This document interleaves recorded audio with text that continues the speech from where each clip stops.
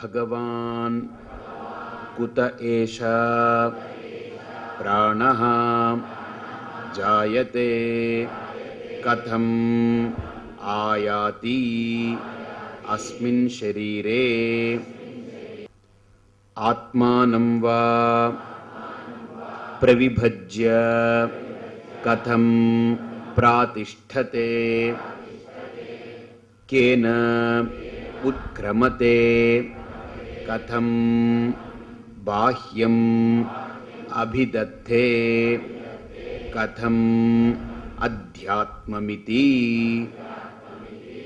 ఇక్కడ కౌశల్యుడు అంటే అశ్వలాయనుడు అనేటువంటి వాడు ఈ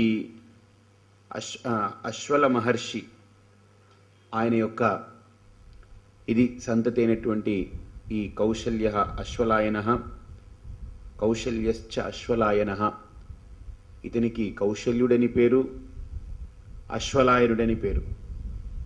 అశ్వలుడి యొక్క కుమారుడు కాబట్టి అశ్వలాయనుడని పేరు వచ్చింది. కౌశల్యుడు కూడా ఈ మహర్షి పిప్పలాదుడి దగ్గరికి వెళ్ళి ప్రశ్న వేస్తాడు. భగవన్ ఏషః ప్రాణః కథం జాయతే, అసలు ఈ ప్రాణం అనేది ఎలా ఆవిర్భవించింది, మొదటి ప్రశ్న. తర్వాత అస్మిన్ శరీరే కథం ఆయాతి, ఈ శరీరంలోకి ఎలా ప్రవేశిస్తుంది. మూడోది ఆత్మానం వా ప్రవిభజ్య కథం ప్రాతిష్ఠతే, అంటే ఆ ప్రాణం శరీరంలోకి ప్రవేశించి తన్ను తాను విభజించుకుని ఈ శరీరాన్ని ఎలా నడిపిస్తుంది. తర్వాత నాలుగో ప్రశ్న కేన ఉత్క్రమతే, అంటే ఏ రకంగా బయటికి వెళుతుంది. కథం బాహ్యం అభిదత్తే, అంటే బయటికి ఏ రకంగా అది వెళ్ళే విధానం ఏ రకంగా ఉంటుంది. కథం అధ్యాత్మమితి, ఇది ఏ రకంగా శరీరాన్ని పోషించి ధరించి భరించి ఇన్ని ప్రక్రియలతో ఇది ఏ రకంగా ఈ ప్రాణం అనేటువంటిది వ్యవహరిస్తుంది అని ఈ 4 ప్రశ్నలు వేస్తారాయన. అందులో మొట్టమొదటి ప్రశ్న ఏంటంటే అసలు ఎలా ఉత్పత్తి అయింది ఈ ప్రాణం, దీని గురించి ప్రశ్న. ఇక్కడ ఈ ప్రశ్న విన్నటువంటి పిప్పలాదుడు చాలా అద్భుతంగా దీనికి సమాధానం చెప్తూ మొట్టమొదటి చాలా ఆనందపడతారు ఆయన. చెప్పండి. తస్మై సహోవాచ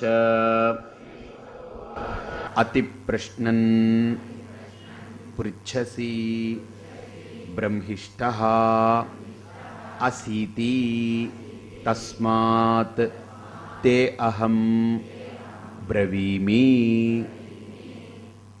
ఒక గురువు శిష్యుడి యొక్క బుద్ధిని గుర్తించేటువంటి విధానం ఇది. నమ్మకము అనేటువంటి దానికి చాలా ప్రాధాన్యత ఇస్తూ పరిప్రశ్నేన సేవయా తద్విద్ధి, నువ్వు బాగా ప్రశ్నించాలి, నువ్వు దాన్ని గుచ్చి అడగాలి. ఆ విచారణ చేస్తే నువ్వు గుచ్చి అడిగినప్పుడు దాంట్లో వచ్చేటువంటి గొప్ప రహస్యం. ఎందుకు అడగమన్నాడు శిష్యుణ్ణి అనంటే వీడు చెప్పింది వాడికి అర్థమైందా లేదా అని గురువుకి తెలియాలంటే వాడు అడిగే ప్రశ్నను బట్టి శిష్యుడి యొక్క స్థాయి ఎంతవరకు ఎదిగాడనేటువంటిది గుర్తిస్తాడు. ప్రశ్న శిష్యుడు వెళ్ళి ప్రశ్నిస్తేనే శాస్త్రం గురుముఖం నుంచి బయటికి వ్యక్తమవుతుంది, సిద్ధాంతం వ్యక్తమవుతుంది. లేకపోతే గురువు మాట్లాడవలసిన అవసరం లేదు. అందుకనే తద్విద్ధి ప్రణిపాతేన విద్ధి పరిప్రశ్నేన విద్ధి సేవయా విద్ధి తదనంతరం తే ఉపదేక్షంతి జ్ఞానం జ్ఞానినస్తత్వదర్శినః. నీ యొక్క అప్రోచ్ ఎలా ఉండాలి? సేవయా పరిప్రశ్నేన ప్రణిపాతేన, అంటే ప్రణిపాతుడవై పరిప్రశ్నతో సేవించి గురువుని సేవించి అడుగు ఆ ప్రశ్న, ఆయన నీకు సమాధానం చెప్తాడు. ఆయన ఎటువంటి సమాధానం చెప్తాడు? ఏ తత్వజ్ఞానానుసంధానంతో తను ప్రకాశిస్తున్నాడో ఆ తత్వజ్ఞానాన్ని నీకు ఎరుకపరుస్తాడు. కాబట్టి ఇక్కడ ప్రశ్న ఎలాంటి ప్రశ్న శిష్యుడు వేశాడు అనంటే ఒక అద్భుతమైన ప్రశ్న. అసలు అది ఎలా పుట్టిందని అడిగాడు. ప్రాణం ఉంది, ప్రాణం పోతుంది, ఇది తెలుసు. అసలు ప్రాణం అనేది ఎందుకు పుట్టింది, ఎలా పుట్టింది, కథం ఉపజాయత, కథం ప్రాతిష్ఠతి, ఆత్మానం ప్రవిభజ్య దేహే కథం తిష్టతి అంటే ఎన్ని ప్రశ్నలు, అద్భుతమైనటువంటి ప్రశ్నలు ఈ అశ్వలాయనుడు అనేటువంటి వాడు, ఈ కౌశలుడు ఎంత అద్భుతంగా వేశాడో ప్రశ్న. దానికి గురువుగారు ఆశ్చర్యం చెంది ఆయన అంటారు, తస్మై సహోవాచ అతి ప్రశ్నాన్ని పృచ్ఛసి. అతి ప్రశ్న చేశావు నువ్వు. అతి ప్రశ్న అంటే అతి ప్రసంగం అన్నట్టుగా తప్పుగా కాదు ఇక్కడ.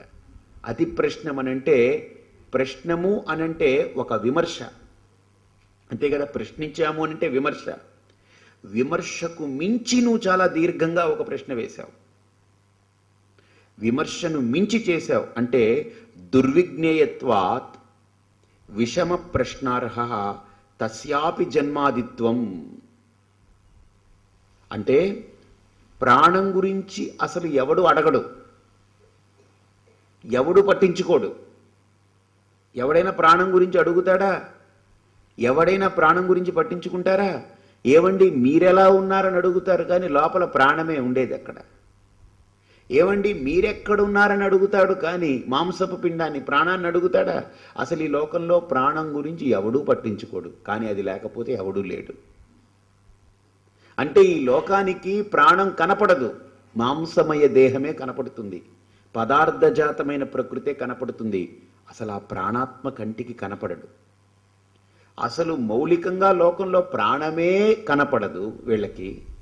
కానీ నువ్వు ప్రశ్న ఎలాంటిది వేశావు తెలుసా? కనపడని ప్రాణం గురించి ప్రశ్న వేస్తూ అది ఎలా పుట్టిందో అని దాని మూలం గురించి అడిగావే. చాలా గొప్ప విషయం అది.